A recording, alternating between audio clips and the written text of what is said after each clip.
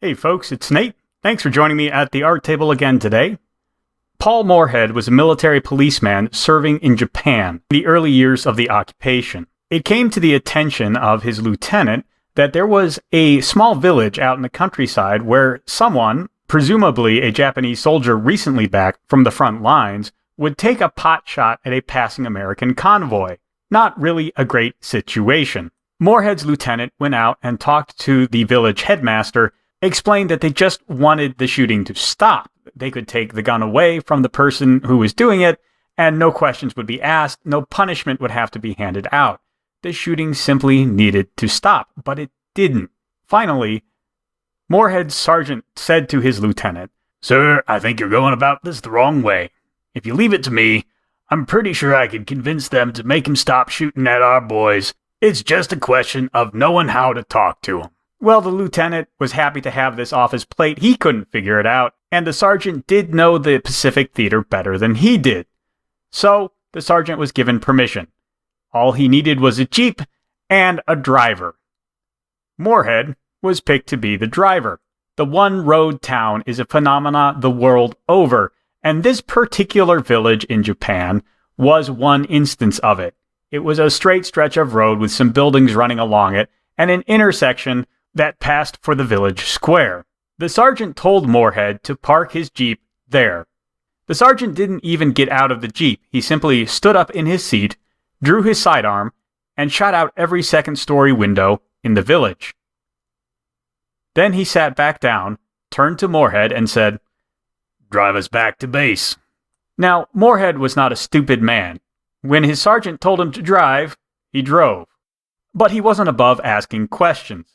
And so once they were on their way, he turned to his sergeant and said, "Sarge, what makes you think that's going to make 'em stop shooting at us?" Moorhead's sergeant looked directly at him and said, "Kid, these people here don't think like we do in the States. They believe in collective responsibility. When someone here does something wrong, everyone in their community is punished for it. Yeah, we could have found the guy who was shooting at us and locked him up, but they wouldn't have recognized that as punishment. Now they know that they are all expected to hold this man accountable, and they'll make him stop shooting at us. All we have to do is be willing to talk to him in a way they understand." Recently, a number of YouTubers have received numerous copyright strikes from Toei Animation, the Japanese studio that produces the One Piece anime, along with a number of others. The two biggest channels I've heard of this from are called I'm Not Mark and Raging Golden Eagle. I'm not familiar with either of these creators, so I can't say much about their situations, other than that they don't surprise me. The reality is, Japanese copyright law is much, much stricter than American copyright law. In the United States, there are a number of what are known as fair use exceptions that allow a person to use copyrighted material in transformative or educational ways, or for the purposes of commentary. While I am not an international business lawyer, nor am I an expert on the topic of Japanese copyright law, I do know that these exceptions just don't exist in Japan. In fact, it's very difficult to reference a piece of Japanese pop culture in another piece of Japanese pop culture unless the copyright for both pieces of pop culture is held by the same entity. I'm sure there are very sound legal and cultural frameworks that support this approach to copyright law. I can't exposit on them because, again, I'm not an expert. Many people have critiqued Toei for ignoring the First Amendment fair use protections that YouTube creators should be afforded in dealing with their work. But the simple reality is, these critiques mean nothing to Toei Animation because they are not legal frameworks that the company can move in. I have bad news for most of the anime YouTubers who are protesting about this. You have to enforce copyright law as it is written in your country. And, furthermore, failure to demand your copyrights be respected generally means that you lose that copyright. So no company that is interested in maintaining their copyrights can ignore copyright violations. Again, I'm not an expert on the Japanese system, but my understanding is this is one respect where it is pretty much identical to American copyright law. A few YouTubers have leveled their primary gripe in this respect at YouTube particularly, which is, in theory, an American company that should respect American copyright law rather than Japanese copyright law. This is doubly true as the YouTube copyright striking system is theoretically codified under the DMCA, or Digital Millennium Copyright Act. The DMCA has all of those First Amendment protections built into it, which only makes sense as YouTube is an American company. But they tend to look at these legal questions very broadly as they are an international company which has to observe the legal requirements of many different jurisdictions. Protesting to YouTube is a legitimate path to take here, demanding that they exercise their copyright system as it is written rather than in a very loose fashion that attempts to placate everyone is a sensible strategy. However, the way most YouTubers have gone about approaching it is to declare a boycott of Toei animation. That is not an action that is likely to affect YouTube's copyright system at all. I think at this point we can all safely say that the copyright system on YouTube largely exists to allow large companies to bully small independent voices, tying them up in a lot of bureaucratic red tape that prevents them from commenting on the activities of these larger companies effectively. That's not a bug, that's the feature.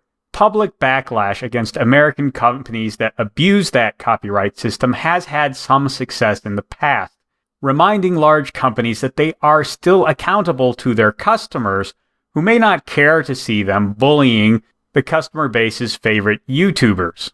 However, there is a reason I told Moorhead's story at the beginning of this video. The simple reality is you cannot just boycott one animation studio in Japan and send a message. You have to hold the animation companies of Japan communally responsible in order to send that message to people from a Japanese cultural framework. You cannot just boycott Toei Animation. You have to start boycotting anime entirely if you really want to send that message. This is doubly true because Japanese companies really understand how fanatical fan bases work. Yeah, they boycott for a little while, but eventually you can win them back by offering them more of the great product they already love. The only time you can't get away with that is when your product sucks. The One Piece animation is many things, but it is still one of the best examples of shonen storytelling out there, and sooner or later, that's going to win out with most of the fan base. Toei knows that, and they can weather this storm. It would take a broad rejection of anime from the most influential voices promoting it in the West to gain the attention of the entire industry, and then bend that industry against Toei in order to make a noticeable difference in their behavior on this account. And that's assuming you could clear the hurdle of Japanese copyright law in the first place. Anime and manga certainly have to play within Japanese copyright law, but they are not the people most responsible for creating it. And I doubt that any degree of economic impact on the anime industry would create a sufficient lobbying base to convince the Diet to change Japanese laws in this regard. And that's assuming that the American fan base of Japanese cultural products could create an economic incentive to alter Japanese laws and culture. Look, Japanese businessmen are as corrupt as any other group of businessmen, which is to say, probably pretty corrupt. They're very interested in making money. However, money and culture are different things. Yes, they intersect a lot. But money, beyond the point of survival, is not as strong a cultural force as it is in America.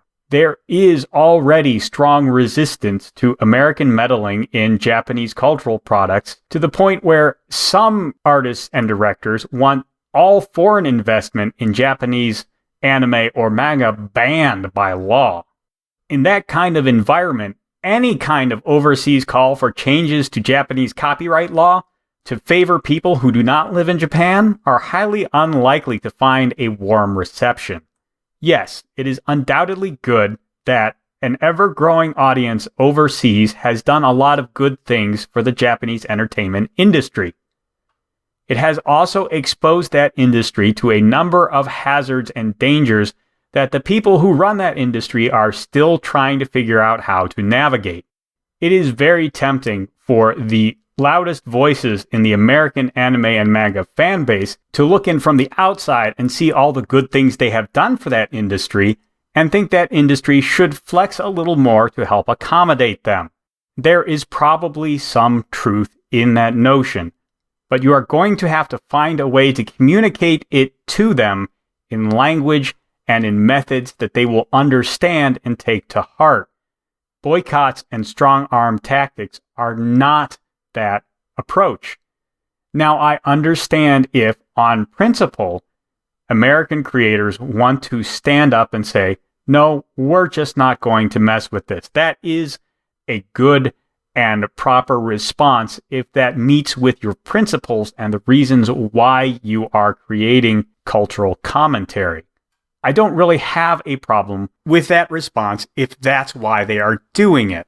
But I think most of these people are looking for a specific response from Toei Animation and probably Japanese animation studios in general, and they are not communicating that point to them in the way that they will understand.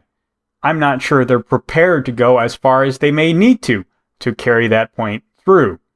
While I certainly sympathize with these large channels who have had their livelihoods and prospects impacted by YouTube's very indecipherable and frankly unfair copyright system, at this point I'd say it's equally clear that these kinds of actions are not going to impact the way Google runs the company either. My recommendations are twofold. If you want to talk about anime on YouTube, stop using clips from it and just discuss it in the abstract. I know that that's not the most effective way to talk about a piece of media, but it is the way that will best navigate all of these competing concerns. If you want to lobby for change in YouTube, you're going to have to get off YouTube. You're going to have to start looking at alternatives and start trying to build those up rather than fighting this Leviathan that frankly doesn't care what you want anymore.